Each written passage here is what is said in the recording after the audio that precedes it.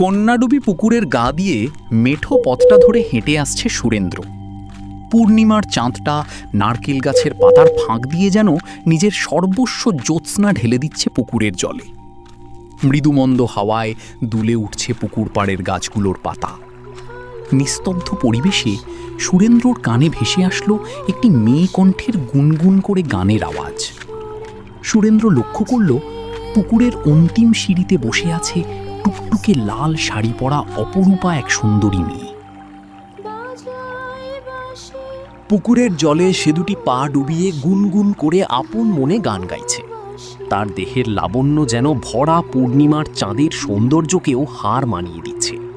কি অপরূপ তার চুলের বাহার!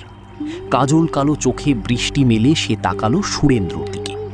এই অসামান্য রূপবতী মেয়েকে সমগ্র লক্ষ্মীপুর গ্রামে সুরেন্দ্র আগে কখনো দেখেনি।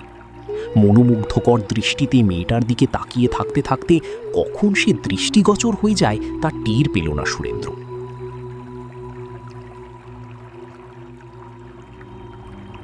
এদিক ওদিক তাকিয়ে মেয়েটাকে খুঁজে না পেয়ে ক্লান্ত পায়ে বাড়ি ফেরে সুরেন্দ্র।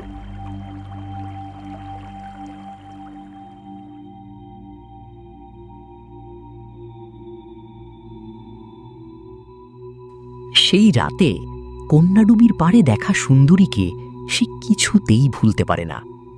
গ্রামের কম বেশি সকল মানুষজনদেরই মুখ তার চেনা, কিন্তু এই মুখ সে আগে কখনো দেখেছে বলে তো মনে হয় না।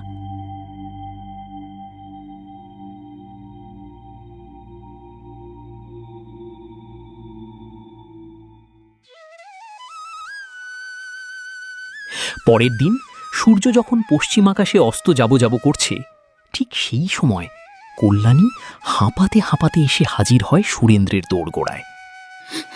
সুরেন্দ্রদা, শীঘ্রই চলো আমার সাথে। সুরেন্দ্র খানিক রাগী মেজাজে উত্তর দিল কল্যাণীকে। তোর কি চাই বলতো? এখন যা তো এখান থেকে, অসময় আমায় বিরক্ত করতে আসিস না, যা। ওই কন্যাডুবি পুকুরে একটা সুন্দরী মেয়েকে বসে গান গাইতে দেখা গেছে একটু আগে। তুমি একবার চলো না সেখানে।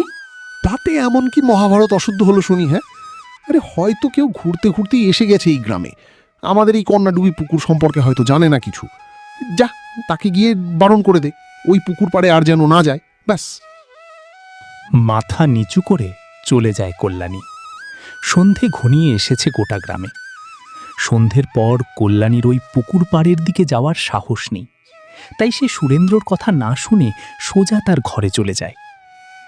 দরিদ্র দিনমজুরের মেয়ে কল্যাণী, শ্যামলা গরনে দেখতে শুনতে মন্দ নয়। তাকে সুরেন্দ্র বিয়ে করবে, এই যেন তার কাছে স্বপ্ন।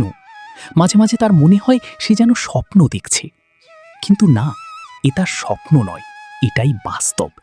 সুরেন্দ্র কল্যাণীকে বিয়ের প্রস্তাব দিয়েছে, এটাই বাস্তব। এখন কল্যাণীর চোখে শুধু একটাই স্বপ্ন, সে হবে জমিদার বংশের বউ। 29 পেরিয়ে আজ 30-এ পড়ল কল্যাণী।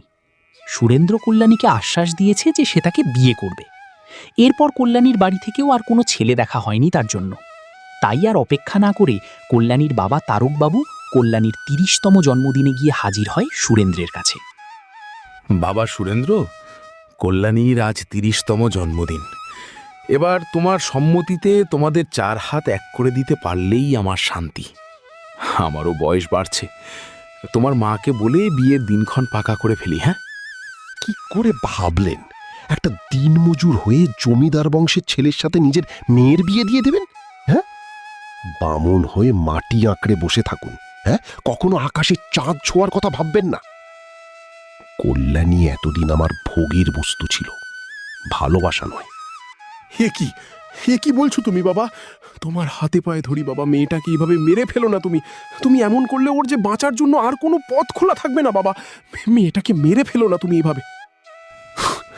আপনার মেয়ে আমার যোগ্য না বুঝেছেন, বরং সেই সুন্দরী এই বাড়ির যোগ্য বউ, যাকে আমি শহর থেকে ফেরার পথে কন্যাডুবি পুকুর পাড়ে দেখেছি। শুধু আমি না, অনেকেই তাকে দেখেছে। হয়তো গ্রামে ঘুরতে এসেছে। আমি মেয়েটার বাড়ির লোকের সাথে কথা বলে এই মাসেই ওকে বিয়ে করব। ঠিক আছে, যান, কথাটা আপনার মেয়েকে গিয়ে জানিয়ে দিন। কয়েক বছর ধরে চোখে স্বপ্নের জাল বুনে রেখেছিল কল্যাণী। সে সুরেন্দ্রর সহধর্মিণী হবে, সুরেন্দ্র আর কল্যাণীর সম্পর্কটা গ্রামে কারুর জানতে আর বাকি ছিল না। গর্ভে বুক ভরে যেত কল্যাণীর বাবার। সারা গ্রামে সে বলে বেড়াতো, আমার মেয়ে জমিদার বংশের বউ হবে, দেখবে আমার তখন খুশির অন্তই থাকবে না। গ্রামবাসীরাও কল্যাণীর বাবাকে মশকরা করে বলতো, দেখো বাপু, বিয়ে দিতে মেয়ের আবার বয়স 30 না পার করিয়ে ফেলো। কল্যাণীর বাবা ফিরে আসে। বাড়ির দাওয়াতে বসে খুশি মনে অপেক্ষা করছিল কল্যাণী। কখন তার বাবা এসে তাকে বিয়ের শুভ দিনের কথাটা জানাবে। আর যেন তর সইছে না তার। খুশি খুশি মনে প্রতীক্ষিত কল্যাণীর মাও। এমন সময় কল্যাণীর বাবা মুখে একরাশ হতাশা আর ব্যর্থতা নিয়ে বাড়ি ফেরে। কল্যাণী কিছু বলার আগেই ওর বাবা কাঁদো কাঁদো কণ্ঠে কল্যাণীকে বলে, ওকে ওকে ভুলে যা মা, ওকে তুই ভুলে যা। বামন হয়ে আমাদের চাঁদ ধরা যে মানা রে মা। এসব তুমি কি বলছো বাবা? তোমার চোখে জল কেন? ও তোকে বিয়ে করতে চায় না রে মা, ও যে অন্য কাউকে। নিস্তব্ধ চোখ আর মনের ভিতরটা দমকা ঝড়ে উথাল পাথাল করছে কল্যাণীর মায়ের। বসে বসে কাঁদছে কল্যাণী। ওর বাবাও একদম নিশ্চুপ হয়ে গেছে। কাঁদো কাঁদো স্বরে কল্যাণীর মা কল্যাণীর বাবাকে বলে, রাত হয়েছে, চলো মেয়েটাকে কন্যাডুবিতে দিয়ে আসি। সেই রাতেই কন্যাডুবি পুকুরে আত্মঘাতী হয় কল্যাণী। এটাই এই গ্রামের কড়া নিয়ম। এই নিয়মই যে চলে আসছে জমিদার প্রতাপ সিংহের আমল থেকে। গ্রামের নিয়ম অনুযায়ী সর্বোচ্চ 30 বছর বয়স পর্যন্ত মেয়ে কুমারী থাকতে পারবে। 30-এ এসেও যদি কোনো ছেলে তাকে বধূরূপে স্বীকৃতি না দেয়, তাহলে তাকে অলক্ষ্মী রূপে চিহ্নিত করা হয় এবং 30তম জন্মদিনের রাতে 12টা বাজার পর কন্যাডুবি পুকুরে গিয়ে পুকুরের জলে ডুবে শ্বাসরোধ করে আত্মসমর্পণ করতে হয়। নিজের মা বাবা ওই মেয়েদের দুটো হাত এবং পা বেঁধে পুকুরে ভাসিয়ে দেয় জীবন্ত মেয়েকে। প্রতাপ সিংহের আমল থেকে এই নিয়মের অন্যথা হয়নি কখনো। সেই থেকেই এই পুকুরের নাম হয়েছে কন্যাডুবি পুকুর। বহু তরুণীর মৃত্যু হয়েছে এই পুকুরে এবং মৃত্যুর পর দেহ তুলে তা পুঁতে দেওয়া হয় পুকুরের গা লাগানো গহীন জঙ্গলে। মাঝে মধ্যেই গভীর রাতে এসে পুকুর পাড় থেকে মহিলা কণ্ঠের গুনগুন করে গানের শব্দ শুনতে পায়। বুক ভরা কান্না নিয়ে মা বাবা কল্যাণীর হাত পা বেঁধে দিয়ে আসে সেই কন্যাডুবি পুকুরে। স্বপ্নে ভরা দুটো চোখ চিরকালের মতন বুজে গেল কল্যাণীর। যুগের পর যুগ ধরে চলে যেতে না চাওয়া শত শত মেয়ে এইভাবেই অকালে চলে গেছে পরলোকে। পুকুর পাড়ের পাশের সুবিশাল অশ্বত্থ গাছটার নিচে হেলান দিয়ে বসে স্থির দৃষ্টিতে একটু একটু করে মেয়ের চলে যাওয়া দেখছে কল্যাণীর মা। জলের মধ্যে ছটফটানি শব্দ, আর সেই শব্দের মাঝে গুমোট হয়ে থাকার স্বরে হঠাৎ করে কাঁদতে কাঁদতে চিৎকার করে উঠল কল্যাণীর মা জয়া দেবী। বাঁচবি না, তোরা কেউ বাঁচবি না, বংশ জলে ছাড়কার হবে তোর, তোর জমিদারগিরি একেবারে ঘুচে যাবে। কথাগুলো বলে হাউমাউ করে কাঁদতে কাঁদতে মাটিতে নুইয়ে পড়ল জয়া দেবী। তাকে বুকে আগলে সামলালেন কল্যাণীর বাবা।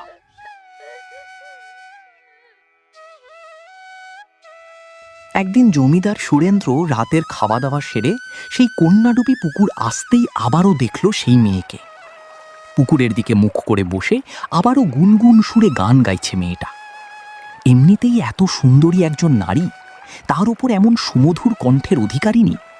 তাই আলাপ করার লোভটা আর সম্বরণ করতে পারল না সুরেন্দ্র। এই যে শুনছো? এক ডাকে পেছন ফিরে তাকালো সে সুরেন্দ্রের দিকে। ভগবান এত নিখুঁতভাবে যে কাউকে তৈরি করতে পারে তা যেন এই প্রথম দেখছে সুরেন্দ্র। রূপের ডালি নিয়ে আস্তে আস্তে মেয়েটা এগিয়ে আসলো সুরেন্দ্রের দিকে। লজ্জাজনক ভঙ্গিমা সে তাকিয়ে বলল, আমায় ডাকছেন? আপনাকেই ডাকছি। কোথায় বাড়ি আপনার? এখানে কি কারণে এসেছেন জানতে পারি কি? আসলে আমার পিস্তুত দিদির বাড়ি এই গ্রামে, তাই মাস দুয়েকের জন্য এখানে ঘুরতে আসা। তা বেশ করেছেন, পারলে আরও বেশ কিছুদিন থেকে যেতে পারেন তো। এই এত কথা বলেছি, দেখেছেন আমার নামটাই বলা হয়নি আপনাকে, আর আপনারটাও তো জানা হয়নি। আমার নাম মালতী, আর আপনি তো সুরেন্দ্র। এই তল্লাটটি জমিদার বংশের এখনো অবধি একমাত্র বংশধর। কি তাই তো? এত কিছু আপনি জানলেন কি করে? জমিদার বংশের একমাত্র রক্ষাকর্তা আপনি।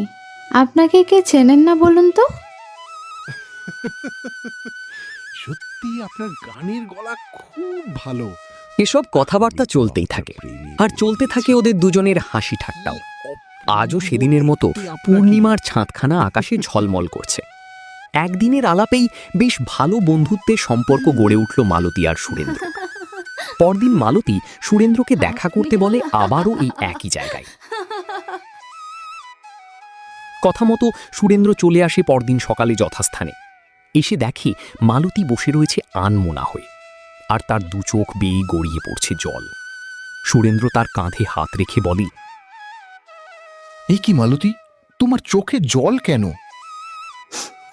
না না, ও কিছু না। না না, কিছু তো একটা হয়েছে। দেখো, আমার থেকে কিছু লুকিয়ে রেখো না মালতী, আমাকে বলো কি হয়েছে। আচ্ছা সুরেন্দ্র, আমাকে একটা কথা বলবে? তোমাদের এই কঠোর নিয়ম কি কোনোদিনও বন্ধ হওয়ার নয়? কোন নিয়মের কথা বলছো মালতী? এই কন্যাডুবির কথা কি? হ্যাঁ, কন্যাডুবির কথাই আমি বলছি। কেন এমন নিষ্ঠুর নিয়ম করেছো তোমরা, যার কারণে প্রাণ চলে যায় অসহায় হাজারো মেয়েদের? একটা কাজের কাজ করে গেছেন আমার পূর্বপুরুষ। শোনো তবে, এমন নিয়ম চালু করার কারণটা কি? আমার পূর্বপুরুষ জমিদার শ্রী প্রতাপ সিংহের আমলে এই নিয়ম চালু হয়। তিনি মনে করত ৩০ বছরের অবিবাহিত যুবতী গ্রামে থাকা মানে গ্রামের অলক্ষ্মীর বাসে ভরে যাওয়া। পরিবার তথা গ্রামের বোঝা হয়ে যায় এমন ধরনের মেয়েগুলো। তাদের যৌবনের আগুন নেভাতে বহু পরপুরুষের সংসার তছনছ হয়ে যায়। তাই প্রতাপ সিংহ এমন সিদ্ধান্ত নিতে বাধ্য হয়।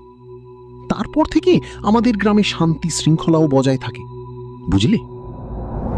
পাশ ফিরে তাকিয়ে সুরেন্দ্র দেখে মালতী নেই। হে কি, মালতী কোথায় গেল? মালতী, মালতী, আজব তো মেয়েটা। আমার পাশেই ছিল, হঠাৎ করে কোথায় চলে গেল? আর ও চলে যাওয়ার সময় আমি টেরও পেলাম না। ভারী অদ্ভুত ব্যাপার তো।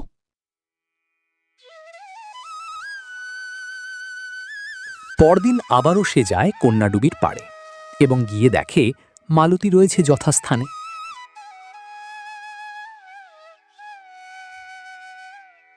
হে কি মালতী, গতকাল আমায় না জানিয়ে হট করে চলে গিয়েছিলে কেন? আমাকে একবার জানিয়ে গেলেই তো হতো। আচ্ছা সুরেন্দ্র, কাল সবটা মিথ্যে কেন বললে আমাকে?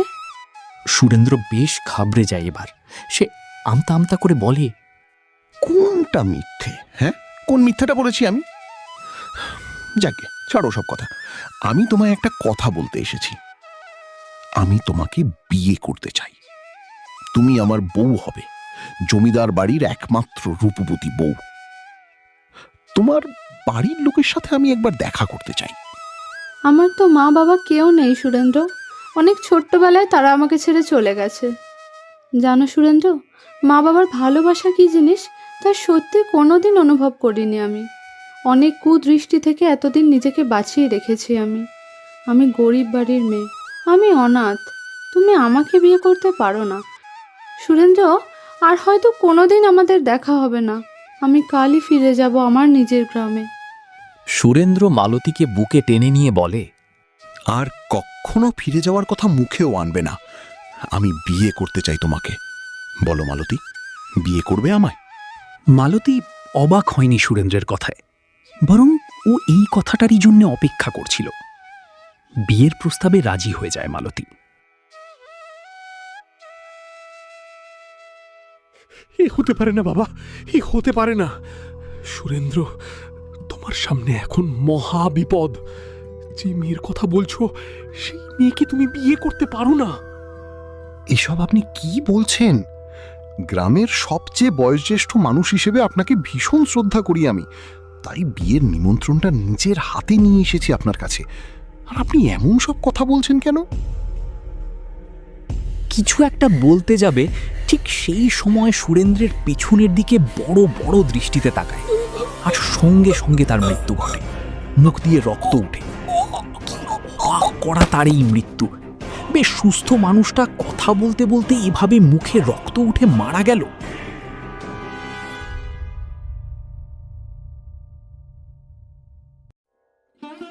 কিছুদিন পর বিশাল আয়োজনে বিয়ে হয় সুরেন্দ্র আর মালতীর। আশেপাশের গ্রামের মানুষজনও নিমন্ত্রণ ছিল সেদিন। কানাঘুষু শুনতে পাওয়া যায় অনাথ মেয়েটার কপাল ফিরল, এমন জমিদার বংশের ছেলে ওকে পছন্দ করে বিয়ে করল।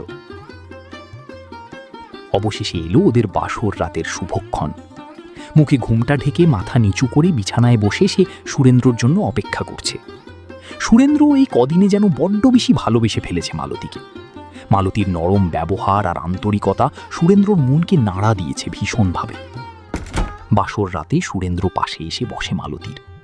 ঘরে মৃদু আলো জ্বলছে।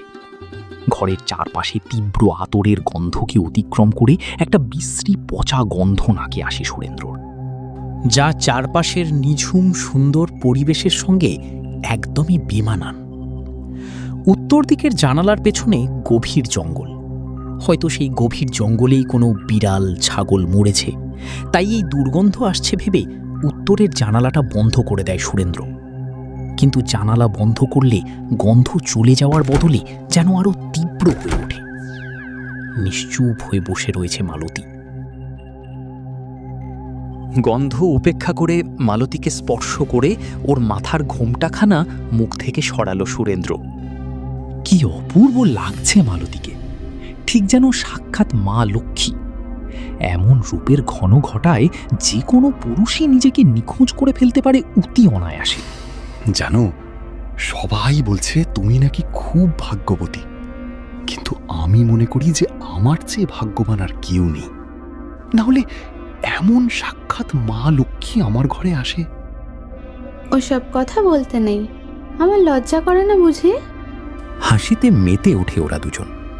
হাসতে হাসতে সুরেন্দ্র হঠাৎ লক্ষ্য করল মালতীর ডান দিকের ঘাড়ে 3টি আঙুলের অস্পষ্ট দাগ। ছাপটা ঘাড় থেকে গলার কাছে এসে থেমেছে।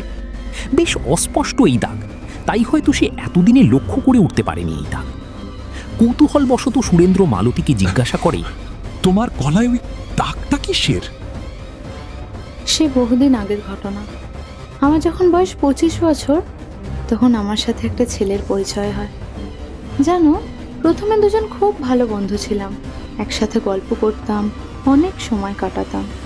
তারপর সেই বন্ধুত্ব কবে যে ভালোবাসায় পরিণত হয়ে যায় টেরই পেলাম না। তারপর হঠাৎ একদিন ছেলেটা আমাকে বিয়ের প্রস্তাব দেয়। রাতে আমার সঙ্গে আরও একটা ব্যাপার ঘটে। ওই দিন রাতটা আমরা একসাথে কাটিয়ে নিয়েছিলাম। কিন্তু জানো, আমি প্রথমে খুব ভয় পেয়ে গিয়েছিলাম, প্রথমটায় বাধা দিয়েছিলাম। কিন্তু আমাকে বোঝায় ও আমাকে বিয়ে করবেই, প্রতিশ্রুতি দিয়েছিল, তাই আমি পরে রাজি হয়ে গিয়েছিলাম। তারপর থেকে রোজ রাতে আমরা এক হতাম। ওকে নিয়ে আমি অনেক স্বপ্ন দেখেছিলাম, কিন্তু আমার এই স্বপ্নের উপর একদিন বাজ পড়ল। হঠাৎ করে একটা মেয়েকেও ভালোবেসে ফেলে আর আমাকে বিয়ের জন্য না করে দেয়। তখন আমার বয়স 30 হবে। তোমাদেরই গ্রামের মতো আমাদের গ্রামেও একটা নিয়ম ছিল, বিয়ের আগে যদি ওই মেয়ের কোনো ছেলের সাথে সম্পর্ক থাকে আর তাকে যদি পরে বিয়ে না করে, তাহলে তাকে জলে ডুবিয়ে মেরে ফেলা হয়। আর আমার সঙ্গেও ঠিক তেমনই হয়েছিল। গ্রামের লোকেরা আমাকে এবং আমার বাবা মাকে জলে ডুবিয়ে জ্যান্ত মেরে ফেলেছিল। কথাটা শোনা মাত্রই সুরেন্দ্রর শিবদাঁড়া দিয়ে একটা ঠান্ডা শীতল স্রোত বয়ে গেল। পচা গন্ধটা এখন ঘরের মধ্যে তীব্র হয়ে উঠেছে। কে তুমি? এসব তুমি কি বলছো? মনে পড়ছে সুরেন্দ্র, আমি তোমার নিষ্ঠুর চক্রান্তে ফাঁসামে সেই মণিমালা। গ্রামের লোকেরা পরের দিন আমাদের লাশ তুলে ওই সামনের জঙ্গলে পুঁতে দিয়েছিল, কিন্তু তোমারই দাদু মন্ত্র দ্বারা আমাকে জাগিয়ে দিয়েছে। আমিও ঠিক এই দিনটার অপেক্ষাই করছিলাম, কবে আমি আমার প্রতিশোধ নেব। তাই রূপবতী হয়ে তোমার সামনে এসেছি, এবং আমি এটাও জানি তুমি আমার মতো অনেক মেয়েদের ব্যবহার করে তাদের বিয়ের মিথ্যে প্রতিশ্রুতি দিয়ে মেরে ফেলেছ।